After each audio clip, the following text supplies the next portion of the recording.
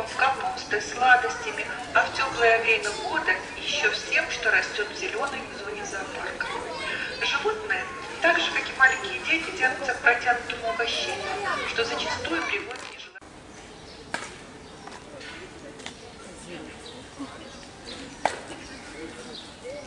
Идем с обратной стороны.